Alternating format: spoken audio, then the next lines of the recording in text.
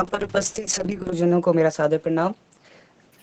मैं आकाश बी द्वितीय वर्ष का राजकीय महाविद्यालय ढलियारा के द्वितीय वर्ष का छात्र आपके समक्ष एक कविता लेकर आया हूँ जिसका शीर्षक है माँ। ये कविता मैंने एक लड़की के एहसास को समझने की कोशिश करके हुए लिखी है, जो अपनी माँ को खो चुकी है। उसके बाद क्या सोचती है वो लिखने की कोशिश करी है। उम्मीद है कि आप सब तक पहुंचेगी। तो मैं शुरू करता हूँ कि मैं तुझे रोज पुकारती हूँ माँ, मैं तेरे लिए रोज तरसती हूँ माँ। कि मैं तुझे रोज पुकारती हूँ माँ, मैं तेरे लिए रोज तरसती हूँ माँ। मेरा दिल क्या है बस तू ही तो है, मैं अपना दिल रोज तेरी आंखों में पढ़ती हूँ माँ। वैसे अंदर से तो बहुत मजबूत हूँ, मगर अब छोटी छोटी बात पर ही रो देती हूँ माँ।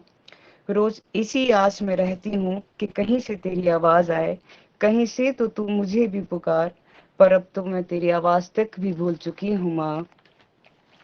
तू क्यों गई है वहां जहां से कभी कोई मुड़ता नहीं? तू क्यों गई है वहां जहां से कभी कोई मुड़ता नहीं?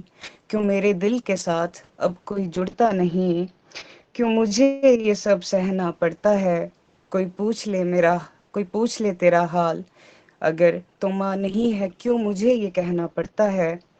क्यों अब तू मुझे बस तस्वीरों में ही दिखती है? क्यों अब तू मुझे बस तस्वीरों में ही दिखती है? क्यों अब तू मुझे बस मेरे ख्वाबों में ही आकर मिलती है? मेरी उम्मीदों की उम्मीद बस यूं ही बिखर के रह जाएगी। क्या अब कभी भी माँ मुझे तेरी लोरी नहीं सुनाई देगी?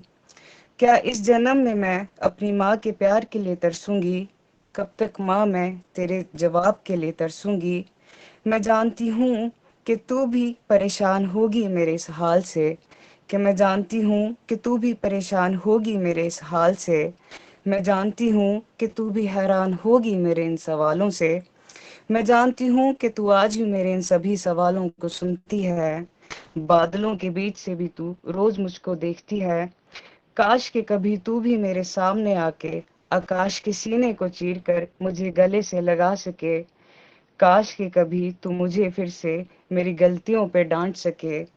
ओ माँ, काश कि कभी तू फिर से मुझे मेरे नाम से पुकार सके। बहुत बहुत शुक्रिया।